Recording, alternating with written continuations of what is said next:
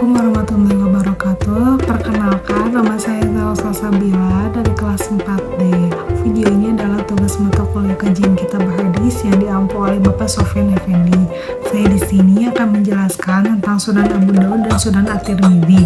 Sebelumnya, pernah nggak sih kalian penasaran siapa saja ulama-ulama besar dari kitab-kitab hadis yang jadi sumber hukum Islam? Untuk itu, saya di sini akan membahas kajian tentang dua kitab hadis besar Sunan Abu Daud dan At-Tirmidzi. Bahasan utama, mari kita review sedikit untuk mengenal tentang apa itu hadis. Hadis adalah sumber hukum Islam kedua setelah Al-Quran. Untuk memahami hukum Islam secara rinci, kita membutuhkan hadis. Para ulama menyusun kitab-kitab hadis sebagai pedoman. Dua di antaranya adalah Sunan Abu Daud dan Sunan At-Tirmidzi. Kita masuk ke pembahasan pertama tentang Sunan Abu Daud. Imam Abu Daud memiliki nama lengkap Sulaiman bin Al-Yash'as, lahir di As-Sijistani pada tahun 202 Hijriah. Beliau belajar hadis ke Irak, Syam, Mesir, dan Khuraisaan. Guru utamanya adalah Imam Ahmad bin Hambal, muridnya antara lain An-Nasa'i dan putranya sendiri. Karya utamanya adalah kitab Sunan Abu Daud.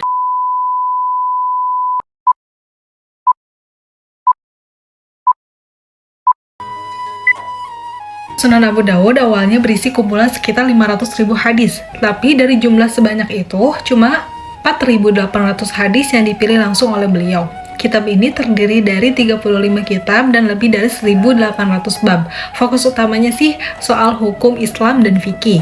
Banyak ulama yang memuji karyanya ini meskipun ada juga yang mengkritik. Menariknya, Abu Daud tetap mencantumkan beberapa hadis yang dianggap dhaif karena menurutnya masih ada hukum di dalamnya.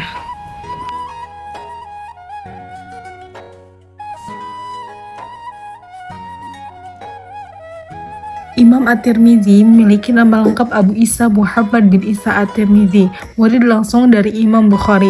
Beliau lahir pada tahun 209 Hijriah di Tirmidz. Beliau dikenal memiliki hafalan luar biasa dan kepribadian yang zuhud. Menjelang wafatnya, ia mengalami kebutaan. Namun hal itu tidak menjadikannya untuk berhenti dalam berkarya. Karya monumentalnya adalah Al-Jami' As-Shahih yang lebih dikenal dengan nama Sunan At-Tirmidzi. Kitab ini tidak hanya memuat hadis, tapi juga penjelasan kualitas sanad, serta pandangan para fuqaha. Ini menjadikan karyanya sebagai referensi penting dalam fikih lintas mazhab. Untuk lebih memudahkan, mari kita bandingkan antara kitab Sunan Abu Daud dan Sunan At-Tirmidzi. Kedua kitab ini memiliki fokus yang sedikit berbeda. Sunan Abu Daud menyusun hadis secara tematik berdasarkan fikih dan lebih menekankan pada hukum. Sedangkan Sunan At-Tirmidzi lebih komprehensif. Dalamnya mencakup akidah, tafsir, adab, dan juga fikih, serta menyertakan penilaian terhadap kualitas hadis dan perbedaan pendapat ulama.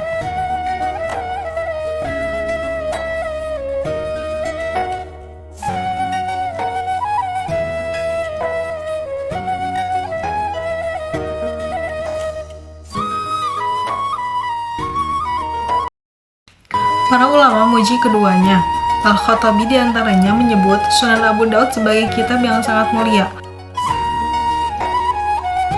Ibnu Hajar menilai sistematika At-Tirmidzi sangat rapi dan bermanfaat. Namun tidak sedikit juga ulama yang mengkritik tentang dua kitab ini, khususnya terhadap kitab hadis yang dianggap dhaif. Tetapi keduanya tetap menjadi referensi utama hingga hari ini.